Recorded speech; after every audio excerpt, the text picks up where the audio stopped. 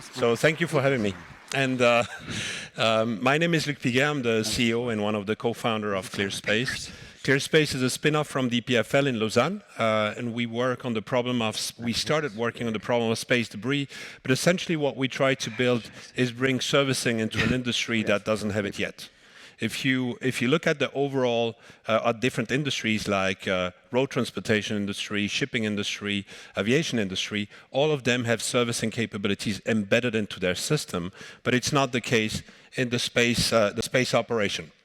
And the result of this is that we have very crowded environments in orbit. And you can imagine it's a little like a very high-speed motorway network that has been operating without a tow truck for many years. What you can see here is a simulation, is an animation made by the European Space Agency showing all the objects that we expect to have in orbit, orbiting around Earth.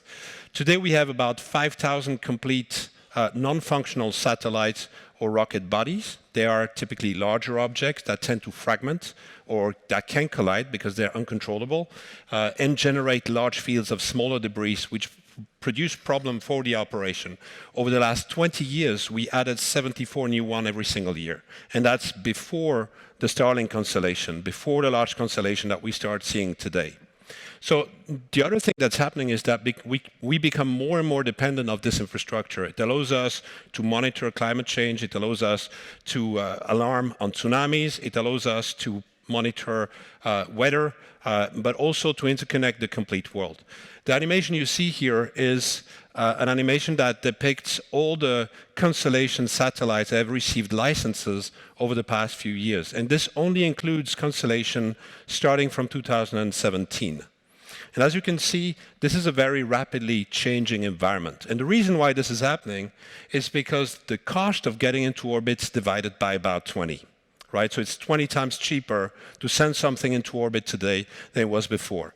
At the same time, we can put into a microwave oven technology that needed a Mini Cooper just a few years ago. You put all those trends together, and this is what it gives. Obviously, not all of those constellations will launch, and not all of them will launch on time, but this gives you a good idea of where this environment is going. So this is an environment that needs servicing, right? And this is an environment we very much rely upon for our supply chain, for connecting the whole world, for monitoring, for Earth observation. Now, ClearSpace has been founded in 2018. We won a tender with the European Space Agency to demonstrate the first mission in the world to autonomously remove a piece of debris that you can see up there on the right. This is a Vespa upper part. It's like a 2-meter diameter object, so it's a relatively big mission. We already, a couple of years into this mission, have a large team working on it and an industrial team of about 20 companies working with us. But this technology, essentially what we solve here is this capacity of intervening in orbit. And the first thing you have to be able to do is to capture an object in orbit. So this is the first thing we are doing here. Doing service in orbit is like providing roadside service for a car that drives at 28,000 kilometers per hour in the void of space, in microgravity, in a frictionless environment. So it's a relatively slippery object to pick up. So this is the first thing we do. But beyond that, there's a lot of applications. And today we already have a roadmap with 3 missions, right? So we have first the ClearSpace 1 mission, which is a signed contract for about 100 million euros with the European Space Agency.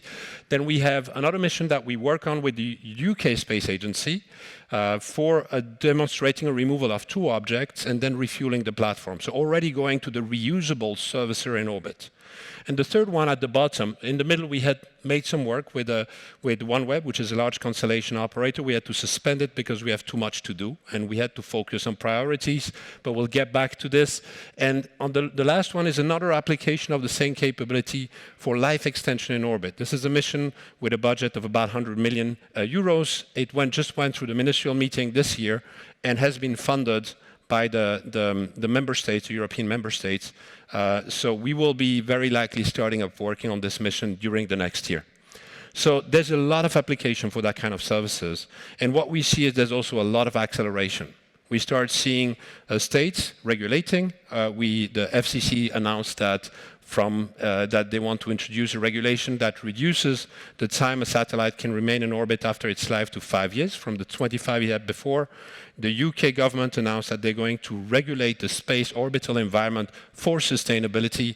The European Space Agency announced that from 2030 there will be net zero space, which means that every single thing they put in orbit they will remove.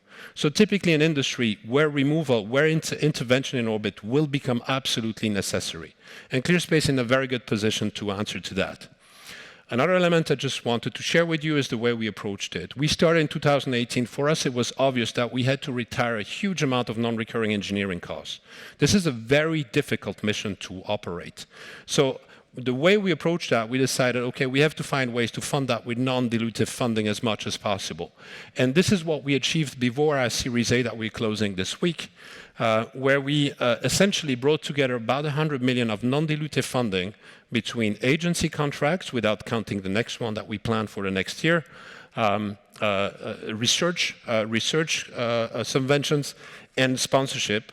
We secured about 100 million, more than 100 million under contract. And we raised, before our Series A, only 5 million, so a substantial leverage. We expect that we will build in that kind of model, leverage of about 1 to 5. So today we are closing our Series A with 26 million, which is going to be closed by end of this week. And the company is scaling accordingly. So the objective for us is to go through a phase right now where we retire non-recurring engineering costs. And that's very similar of what you could see, for example, on a Starship exercise, where there's a complete phase where you have to develop and make sure you retire all the risks that you have on a mission like this. And this is what we do on those in this green zone, where we retire on governmental contract and ESA contract those costs. The advantage of doing this is that beyond the money that it brings to us, it also brings us a huge amount of expertise. Right? So there's a lot of knowledge transfer and experience transfer from the European Space Agency that has been operating missions for years, that has done close proximity operation with the ISS, that has a huge amount of experience, and helps our team to get where it needs to be and accelerate the learning curve. Then after that, the objective is to move toward commercial operations. So ClearSpace as a team, we are today 83 employees in the company. We have an office in the UK with 14 engineers. We just created an office in an operation in Germany. By the end of the year, we will have set up a holding company in Luxembourg that will hold the complete group of companies. We build a globally local network for several reasons. First of all, one reason is funding. The other reason is the talent pool that we need to access to be able to do that kind of missions. We try to bring together a very diverse and very experienced team. We've been very lucky with the people we could bring on board, and today really have a fantastic team to execute on the mission. So that's what I wanted to share with you. Thank you very much for your attention.